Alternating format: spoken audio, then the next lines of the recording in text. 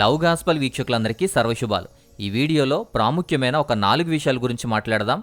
కేంద్ర ప్రభుత్వం క్రైస్తవులను అణగదొక్కటానికి, క్రైస్తవ సేవను నిర్వీర్యం చేయడానికి మరో కొత్త చట్టాన్ని తీసుకొచ్చింది. దాని గురించి మనం పూర్తిగా తెలుసుకుందాం. మొదటిగా ఒక డ్రోన్ షో గురించి. యుఎస్ టెక్సాస్లో మాస్వెల్ అనేటువంటి ప్రాంతంలో ఈ డ్రోన్ షో జరిగింది.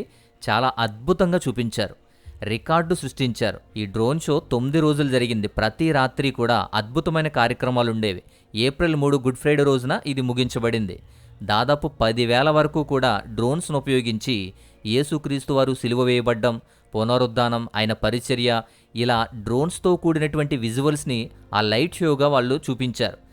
ఉత్తర అమెరికా చరిత్రలోనే అతిపెద్ద డ్రోన్ లైట్ షోగా ఇది నిలిచింది. మార్చి 27వ తారీఖున ఈ డ్రోన్ షో స్టార్ట్ అయింది. 5,000 డ్రోన్స్తో ఇది స్టార్ట్ చేసి లాస్ట్ ఏప్రిల్ 3వ తారీఖున 10,000 డ్రోన్స్తో ముగిసింది. ఈ 9 రోజుల్లో ప్రతి రాత్రి సువార్తల్లో ఉన్న కొన్ని భాగాల్ని ప్రదర్శించారు. లాస్ట్ డే గుడ్ ఫ్రైడే నాడు మాత్రం యేసుక్రీస్తు వారు సిలువ వేయబడ్డం, పునరుద్ధానం వరకు కూడా అన్ని సన్నివేశాలు ఈ డ్రోన్ లైట్స్తో చాలా అద్భుతంగా చూపించారు. 10,000 డ్రోన్స్తో, కలర్ఫుల్ లైట్స్తో మంచి విజువల్స్ని ఇచ్చింది ఈ ప్రదర్శన. ఇక రెండవ టాపిక్, కర్ణాటక హైకోర్టు ఇచ్చినటువంటి ఒక తీర్పు గురించి. కర్ణాటక హైకోర్టు రీసెంట్గా ఇచ్చిన ఒక తీర్పు ఏంటి అంటే, ఇళ్లల్లో ప్రార్థనలు చేసుకునే అంశం మీద కీలకమైన తీర్పు ఇచ్చింది. ప్రధానంగా ఈ గృహాలలో ప్రార్థనా మందిరాలు ఏర్పాటు చేసుకోవడం, ఇళ్లల్లో ప్రార్థనలు చేసుకోవడం, ప్రార్థనా మందిరంగా ఆ ఇంటిని మలుచుకోవడం మీద ఎలాంటి ఆంక్షలు లేవు. అలా ఇళ్లల్లో ప్రార్థనలు చేసుకోవడం తప్పు కాదు అని, ఇంటిని ప్రార్థనా మందిరాలుగా ఉపయోగించడం వల్ల కూడా ఆంక్షలు లేవు, అలాంటి వాటి మీద స్పష్టమైన చట్టాలు లేవు అని హైకోర్టు తీర్పు ఇవ్వడం జరిగింది. ఇళ్లలో ప్రార్థన చేసుకోవడం అంటే ఆ ప్రాంతాన్ని వాణిజ్యపరంగా లేదా ఇతరులకు ఇబ్బంది కలిగించేదిగా కాకుండా ఉంటే ఎవరూ కూడా అలా ప్రార్థన చేసుకోవడం ఆపలేరు అని చెప్పి కోర్టు స్పష్టం చేసింది. బెంగళూరులో హెచ్బిఆర్ లేఅవుట్లో ఉంటున్న నివాసితులు ఇంటిని ప్రార్థనా మందిరంగా ఉపయోగిస్తున్నారు, ఇంట్లో ప్రార్థనలు జరుగుతున్నాయని చెప్పి వారి మీద కేసు పెట్టడం, కోర్టు వరకు లాగడం, అలా హైకోర్టు వరకు వచ్చిన ఆ పిటిషన్ని ఈ కర్ణాటక హైకోర్టు కొట్టేసింది. ఇంట్లో ప్రార్థనలు చేసుకోవడం అనేది తప్పు కాదు, అలా ప్రార్థనలు చేసుకోవడాన్ని నిరోధించేటువంటి చట్టం ఏదీ లేదని ఈ ధర్మాసనం స్పష్టం చేసింది.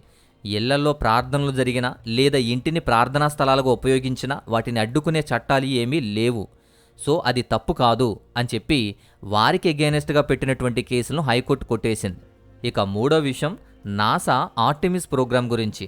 నాసా లూనార్ మిషన్ అయిన ఆర్టెమిస్ 2 అనే ప్రోగ్రాం ఏప్రిల్ 1వ తారీఖున లాంచ్ చేయబడింది.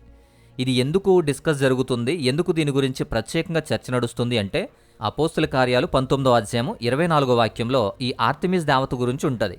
ఆమెను ప్రధానంగా సంతానోత్పత్తికి అలాగే ప్రసవ దేవతగా పూజిస్తారు. ఈ అపోస్తుల కార్యంలో వ్రాసినట్టుగా ఒక వెండి పనివాడు ఆర్టెమిస్ దేవత యొక్క వెండి మందిరాలను తయారు చేస్తాడు, వెండి విగ్రహాలను తయారు చేస్తాడు. అలా చేతి వృత్తులు కళాకారులకు అపారమైన లాభాన్ని తెచ్చిపెట్టేవి.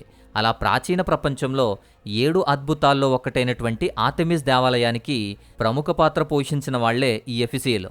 ఈ ఎఫెసీయులనే చేతులతో చేసిన దేవుళ్ళు కాదు అని అపోస్తుడైన పౌలు బోధ చేసి ఈ ఎఫెసీయులను మార్చారు. సో ఇలా అపోస్తుల కార్యాల్లో ఆర్టెమిస్ దేవత గురించి ఉంటుంది. నాసా ప్రయోగించే ఈ లూనార్ ప్రోగ్రామ్స్కి ఈ ఆర్టెమిస్ అనే పేరు పెట్టడం జరిగింది. ఇది గ్రీకు దేవత పేరు. ఈ ఆర్టెమిస్ అనే పేరు మీద లూనార్ ప్రోగ్రామ్స్ అనేవి నాసా కండక్ట్ చేస్తుంది. ఇప్పుడు ఆర్టెమిస్ 2 మిషన్ అనేది జరుగుతుంది. చంద్రుని అవతల వైపు వారు వెళ్ళి ఈ వ్యామగోములు మానవ చరిత్రలోనే ఒక అపూర్వమైన కోణం నుంచి సంపూర్ణ సూర్యగ్రహాన్ని వీక్షిస్తున్నారు.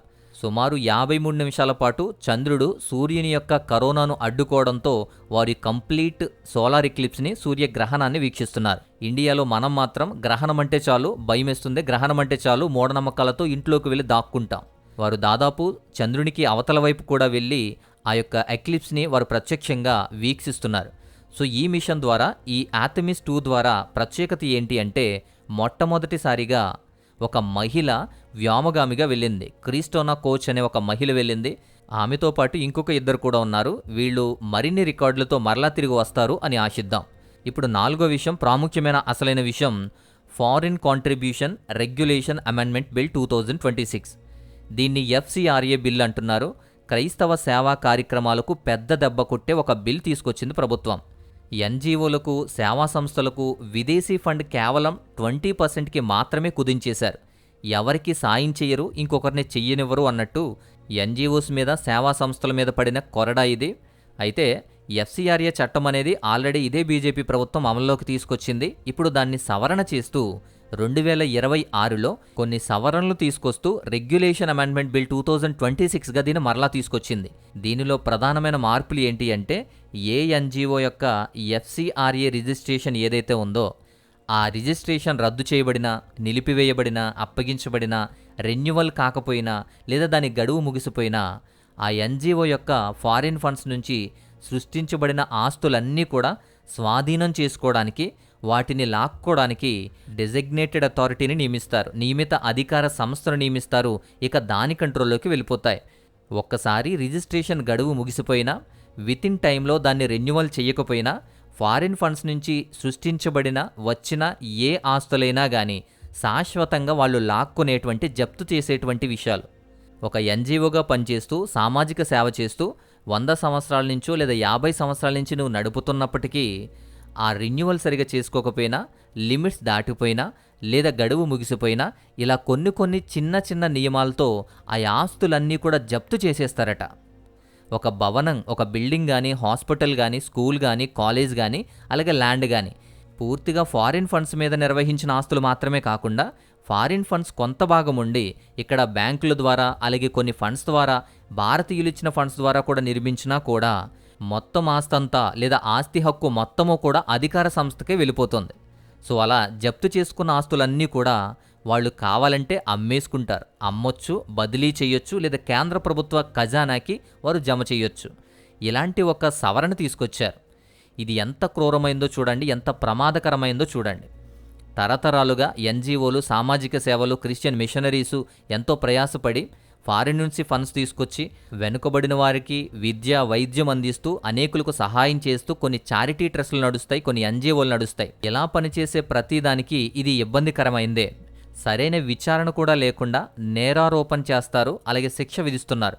తప్పు చేసినట్లు రుజువైన తర్వాత మాత్రమే కాకుండా రెన్యువల్ ఆలస్యమైనా, లైసెన్సు వాళ్లే తిరస్కరించినా, సకాలంలో ప్రాసెస్ చేయకపోయినా కూడా ఆస్తులను శాశ్వతంగా స్వాధీనం చేసుకోవచ్చు. అధికారుల తప్పున్నా, అక్కడ ఏటున్నా, టెక్నికల్ ప్రాబ్లమ్స్ అయినా కూడా స్కూల్సు, కాలేజెస్, హాస్పిటల్సు, హాస్టల్సు, చర్చులు ఇవి జప్తుకు దారితీస్తాయి.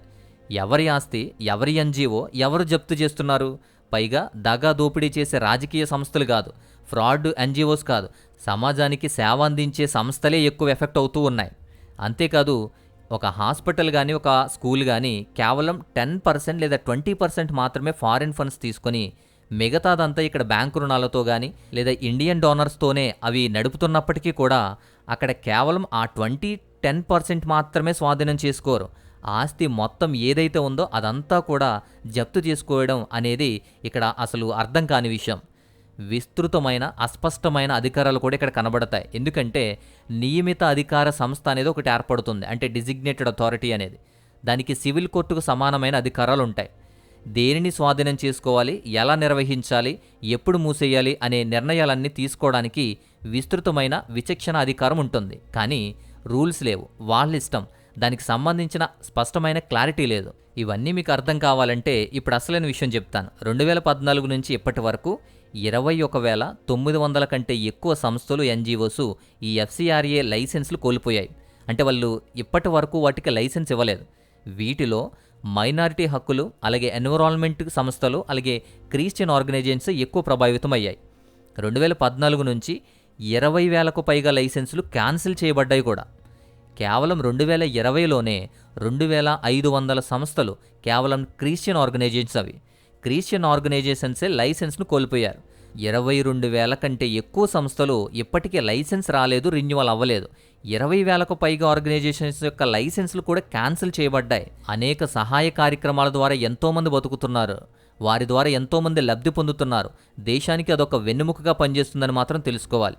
ఇప్పటికే 21,933 సంస్థలు ఎఫ్సిఆర్ఏ లైసెన్సులు కోల్పోయారు. అనేక Christian hospitals, Christian missionary schools గ్రామంలో కానీ, గిరిజన ప్రాంతాల్లో కూడా ప్రధానంగా క్రైస్తవులు కానివారు కూడా సేవలందిస్తున్నాయి. వారిని జప్తు చేయడం అనేది, మూసివేయడం అంటే లక్షలాది మంది దళితులు, ఆదివాసీలు, పేద పిల్లలకు వైద్య సంరక్షణ, విద్య, వసతి గృహాలు వీటన్నిటిని లాక్కోవడమే. రెగ్యులేషన్ మంచిగా ఉండాలి కానీ, ఫేక్ ఎన్జిఓస్ మీద ఉండాలి కానీ ఇలా సహాయం చేసే చారిటీల మీద కాదు. సహాయం చేసే క్రిస్టియన్ ఆర్గనైజేషన్స్ మీద కాదు. ఇప్పటికే ఫారిన్ ఫండ్స్ రాకుండా చేస్తున్నారు. ఇప్పటికే క్రిస్టియన్ మిషనరీస్ చేసే పనులను ఆటంకపరుస్తున్నారు. వారి ఆస్తులను జప్తు చేసేయడానికి ఇలాంటి చట్టాల ద్వారా కూడా ముందుకొస్తున్నారు. సో ముందు ఇంకెన్ని చేస్తారో తెలియదు కానీ మంచిగా సమాజానికి ఉపయోగపడేవి, విద్య వైద్యం అందించేటువంటి మిషనరీ ఆర్గనైజేషన్స్ మీద ఎఫెక్ట్ చూపించే ఇలాంటి చట్టాలు చాలా ప్రమాదకరం, కఠినమని చెప్పి పాస్టర్లు కానీ క్రైస్తవ ఆర్గనైజేషన్స్ కానీ ఫైట్ చేస్తున్నారు. ఎందుకంటే ఇలాంటి చట్టాలను ఉపయోగించుకొని దశాబ్దాలుగా నిర్మించిన ఆస్తులను, సహాయం చేస్తున్న సంస్థల యొక్క ఆస్తులను కూడా వెంటనే స్వాధీనం చేసుకుంటారు. అలాంటి పరిస్థితులు కూడా దారితీస్తాయి. అలాగే ఎన్జీఓలు, ముఖ్యంగా దళితులు, గిరిజనులు వంటి అణగారిన వర్గాలకు అందిస్తున్న విద్య, వైద్యం యొక్క సేవలు రాష్ట్రం కానీ కేంద్రం కానీ ఎవరు ఇవ్వలేనివి, వారు భర్తీ చేయలేనివి, ఎవరు అంతలా చేయలేరు. ఆ క్రైస్తవ మిషనరీస్ వల్లే దేశంలో విద్యా వైద్యం అనేది దేశానికి వెన్నుముకగా నిలిచింది. అలాంటిది దేశానికే వెన్నుపోటు పొడిచేలా ఈ చట్టాన్ని తెచ్చారని వాపోతున్నారు. అంతేకాదు పెద్ద ఆర్గనైజేషన్స్ నుంచి కొన్ని సబ్ ఆర్గనైజేషన్స్ ఉంటాయి. చిన్న చిన్న ఆర్గనైజేషన్స్ వాటిని బేస్ చేసుకునే బ్రతుకుతాయి. ఇప్పుడు వారికి జీతం ఇవ్వటంలో కానీ, వారికి సహాయం చేయడంలో కానీ, ఆ ఆర్గనైజేషన్స్ని నడపడంలో కానీ ఇప్పుడు విఫలమవుతాయి. ఎందుకంటే వాటిలో కూడా నియమ నిబంధనలు వచ్చేసాయి, వాటిలో కూడా వాటాలు వచ్చేసాయి. స్ట్రిక్ట్ నియమాలు పెట్టేసి ఆ ఆర్గనైజేషన్స్ని అక్కడ కంట్రోల్ చేయనివ్వకుండా చేస్తున్నారు. సో ఇలాంటి కొన్ని సవరణలతో, కొన్ని చట్టాలతో ఈ ఎన్జీఓస్ చేసేటువంటి కార్యక్రమాలు సన్నగిలిపోతున్నాయి, అవి ఆగిపోతున్నాయి. చాలా వరకు ఆర్గనైజేషన్స్ మూతబడుతున్నాయి. అందుకే నేషనల్ వైడ్గా ఉన్న క్రైస్తవ సంస్థలు ఈ సవరణలు, ఈ బిల్లులు కూడా వెనక్కు తీసుకోవాలని చెప్పి ఫైట్ చేస్తున్నారు. సో ప్రస్తుతం అయితే ఈ యొక్క బిల్ యొక్క పరిస్థితి ఏంటి అంటే వాయిదా పడింది, పాస్ అయింది. ఎందుకు అంటారా? తీవ్రమైన వ్యతిరేకత ఒకటైతే కేరళలో అసెంబ్లీ ఎన్నికలు జరుగుతున్నాయి. కేరళలో మెజారిటీగా ఎక్కువగా క్రిస్టియన్ హాస్పిటల్సు, క్రైస్తవ మిషనరీసు ఇవన్నీ ఎక్కువగా ఉంటాయి. కేరళలో జరిగే అసెంబ్లీ ఎన్నికల గురించి రాజకీయ సున్నితత్వం ఉండడం వల్ల ఈ కేంద్ర ప్రభుత్వం ఏప్రిల్ నెలలో జరగాల్సినటువంటి ఈ బిల్లు మీద చర్చను వాయిదా వేసింది. కాబట్టి ఈ బిల్లు అనేది ప్రస్తుతానికి వాయిదా వేయబడింది. కానీ ఇది చాలా ప్రమాదకరమైంది. ముందు వాళ్ళు తీసుకొచ్చినా పెట్టినా కూడా చేసే ఆ చిన్న కార్యం, చేసే ఆ కొంచెం మంచి కూడా, సమాజ సేవ కూడా సన్నగిలిపోతుంది. చేసేటువంటి అవకాశాన్ని తగ్గించేస్తారు. ఇలా ఫారిన్ కంట్రిబ్యూషన్ రెగ్యులేషన్ కోసం తీసుకొచ్చేటువంటి కొన్ని చట్టాలు క్రైస్తవులే, మైనారిటీలే టార్గెట్గా, క్రైస్తవ సంస్థలే టార్గెట్గా ఉన్నాయేమో అనిపిస్తుంది. అలా కొన్ని నిబంధనలు మాత్రం ఈ సంస్థలన్నిటికీ కూడా చాలా ప్రభావితమవుతుంది. ముఖ్యంగా ఈ సామాజిక సేవ మీద, పరిచర్య మీద ఎఫెక్ట్ చూపిస్తుంది. అందుకే క్రైస్తవ సంస్థలు వీటిని అపోజ్ చేస్తున్నారు. ఈ 4 విషయాలు మీకు చాలా క్లియర్గా అర్థమయ్యాయి అని నేను అనుకుంటున్నాను. మరొక అద్భుతమైన మంచి వీడియోతో మరలా కలుసుకుందాం. అంతవరకు సెలవు. దేవాతి దేవుని మహా ఉన్నతమైన కృపా కాపుదల మీ అందరికీ తోడయుండి నడిపించి బలపరచునుగాక. ఆమేన్.